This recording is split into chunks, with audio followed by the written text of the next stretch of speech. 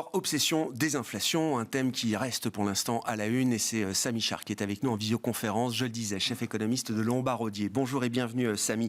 Merci beaucoup d'être avec nous. Commençons par la partie américaine, au lendemain du témoignage semi-annuel de Jérôme Powell devant la commission bancaire du Sénat, avec un discours alors, qui est loin d'être une totale révolution au regard de ce que la Fed a déjà engagé en matière de restrictions monétaires, mais qui montre peut-être qu'il y a encore un certain inconfort, peut-être une forme d'impatience également au sein du FOMC qui se réunira les 21 et 22 mars prochains, Samy.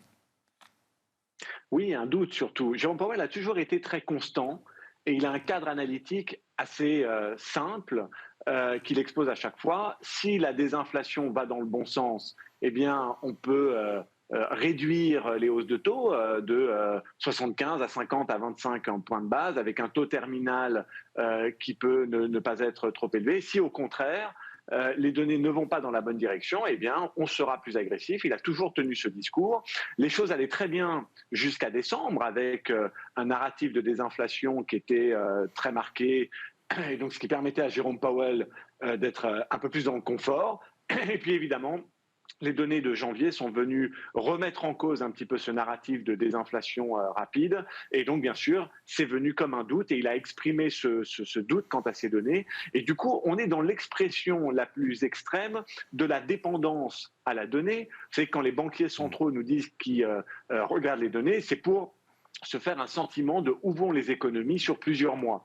Là, Grégoire, vous l'avez très bien dit, on a une dépendance à 3 données sur 5 jours, les ouvertures de postes aujourd'hui, les créations d'emplois vendredi et l'inflation mardi. Et ces 3 rapports vont déterminer si la Banque centrale américaine va monter ses taux de 25 ou 50 points de base et si elle atteindra un taux terminal de 5,5 ou peut-être au-dessus de 6. Donc on est vraiment dans cette dépendance à la donnée et espérons que le narratif de désinflation soit maintenu.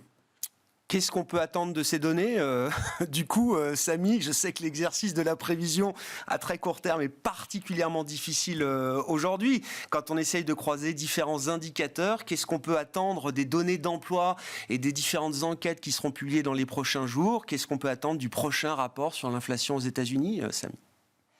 Alors, je suis très à l'aise avec l'idée d'avoir l'air de passer pour un idiot juste dans quelques heures avant le premier rapport sur les chiffres de l'emploi américain, mais je dirais que aujourd'hui, lorsqu'on regarde le faisceau d'indicateurs, on est quand même dans une économie qui sous-performe aux États-Unis comme en Europe. Bien sûr, le consommateur a montré des signes de bonne santé en janvier, mais lorsqu'on regarde le commerce, l'immobilier, le secteur manufacturier et bien sûr les conditions de crédit qui déterminent la croissance des prêts dans une économie, on a quand même des poches de faiblesse assez substantielles, je trouve, dans cette économie américaine et aussi d'ailleurs dans certaines parties de l'économie européenne. Donc on a des économies qui sous-performent leur potentiel, donc les marchés de l'emploi devraient se relâcher un petit peu, espérons que ce sera visible dès cet après-midi ou vendredi, mais enfin on est quand même dans un narratif d'une économie qui sous-performe et donc qui devrait détendre un petit peu les marchés de l'emploi et la croissance salariale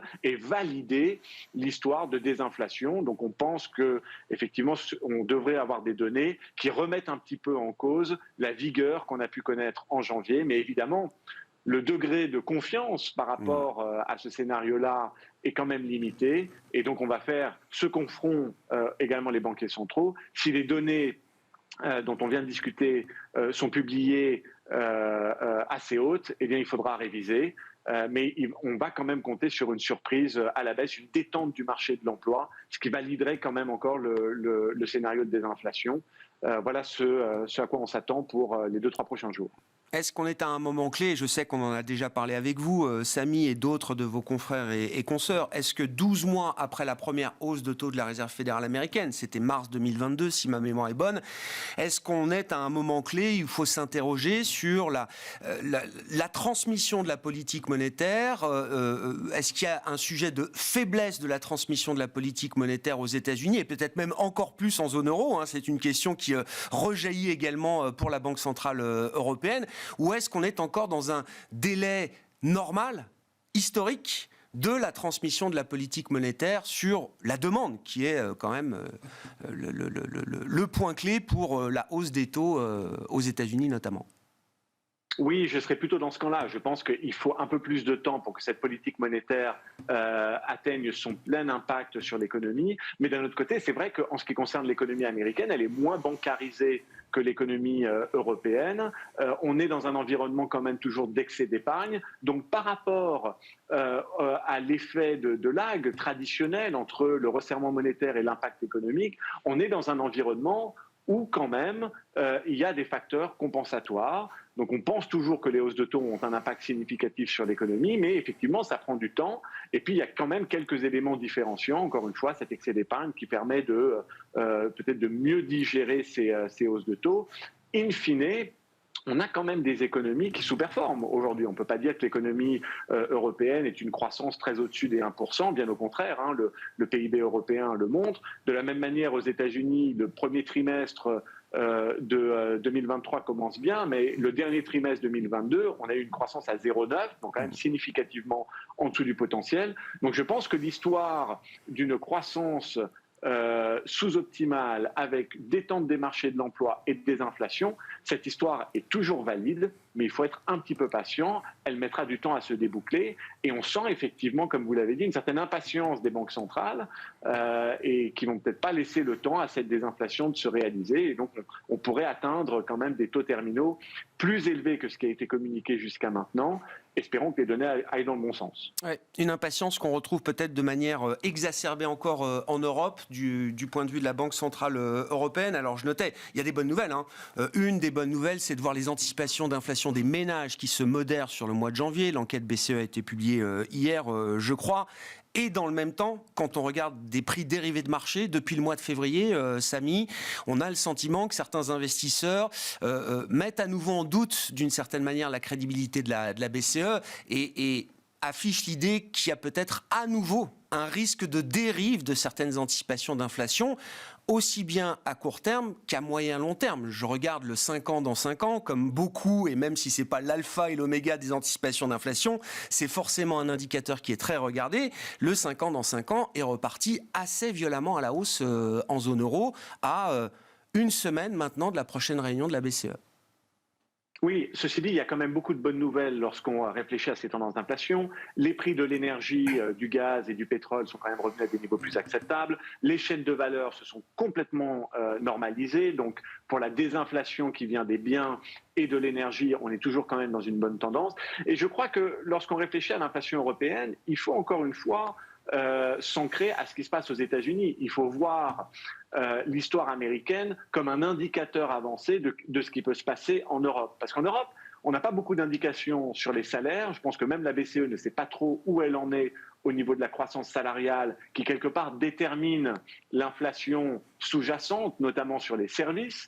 Mais on a du mal à imaginer que les Américains parviennent à dompter la croissance salariale et l'inflation sur les services, et que ce ne soit pas le cas en Europe, alors qu'on a quand même eu un resserrement monétaire marqué. Donc, ce qui se passe aux États-Unis devrait se réaliser plus tard en Europe avec un décalage de 6 à 9 mois. Et c'est pour ça que c'est très important, même pour la BCE, de regarder ce qui se passe aux États-Unis au niveau du marché de l'emploi, au niveau de la croissance salariale et au niveau de l'inflation sous-jacente, notamment des services. Si ça va dans le bon sens aux États-Unis, ça donnera quand même quelque part du confort pour la Banque centrale européenne. Mais si évidemment cette inflation des services et cette croissance salariale reste très visqueuse aux États-Unis, fort est à parier qu'elle sera visqueuse également en Europe.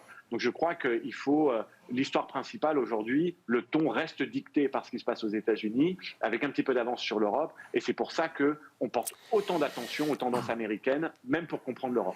Il y a un débat qui est en train de monter sur la dynamique d'inflation qui a peut-être changé par rapport à ce qu'on a pu constater il y a 12-18 mois, Samy.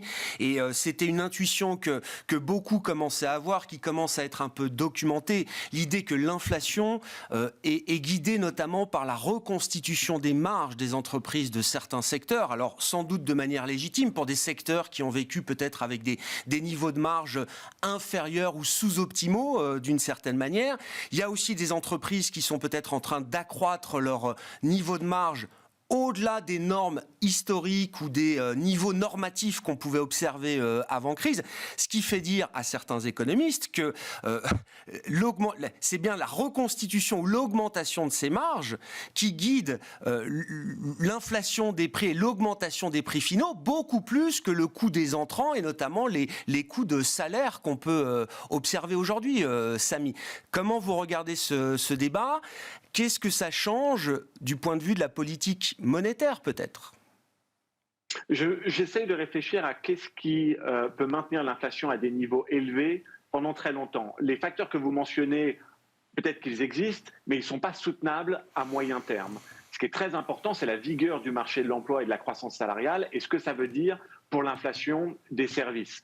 Aujourd'hui, tout semble indiquer, si on a une sous-performance économique, une croissance salariale qui revient dans le rang, que l'inflation des services finira par baisser également. Mais ce qui est très important dans ce débat sur l'inflation, c'est qu'on aimerait bien arriver à la deuxième étape de l'histoire de désinflation. La première étape, c'était les chaînes de valeur et ce que ça veut dire pour le prix des biens et l'énergie. Et ça, quelque part, on a vu le mieux de cette désinflation-là. Les prix des biens, la croissance des prix des biens commence à baisser, et évidemment, les prix de l'énergie sont plus contenus. Mais à partir de maintenant, la désinflation doit être entraînée par la baisse des prix des services, ou la moindre croissance des prix des services. Et ça, c'est quelque chose auquel on s'attend, qui est très lié au marché de l'emploi, qui est très lié au loyer également, comme vous le savez. Mais effectivement, on a besoin d'avancer dans cette histoire de désinflation qui a commencé avec l'énergie et les biens et qui doit se poursuivre avec les services. Bien sûr, les marges des entreprises, ça peut rentrer en compte, mais davantage d'ailleurs pour les biens. À partir de maintenant, c'est quand même où en est le marché de l'emploi qui va donner le ton. Et il faut que ce marché de l'emploi se détende un petit peu. Concrètement, Samy, est-ce que vous avez révisé, et si oui, dans quelle mesure, les objectifs que vous pouviez avoir en matière de taux terminaux pour la Fed, pour la Banque Centrale Européenne ? Non, on est consistant avec nos hypothèses, c'est-à-dire qu'on s'attend, pour nous, on est toujours dans une économie qui sous-performe, donc une détente du marché de l'emploi, de la croissance salariale et de l'inflation. Donc on s'attend toujours à une hausse de taux de 25 points de base le 22 mars, pour un taux terminal de 5,5. Mais effectivement, c'est très dépendant des trois rapports qu'on va avoir, les ouvertures de postes aujourd'hui, les créations de postes vendredi et l'inflation mardi. Si ces rapports ne sortaient pas dans la bonne direction, c'est-à-dire montrer une forme de détente, eh bien, il faudra réviser une nouvelle fois à la hausse. On n'y est pas encore. Attendons la publication de ces rapports économiques. Voilà, dépendance aux données pour tout le monde, pour les banques centrales et donc aussi pour les investisseurs. Merci beaucoup Samy. Samy Charr, chef économiste de Lombard Odier, qui était avec nous en visioconférence dans cette demi-heure d'émission.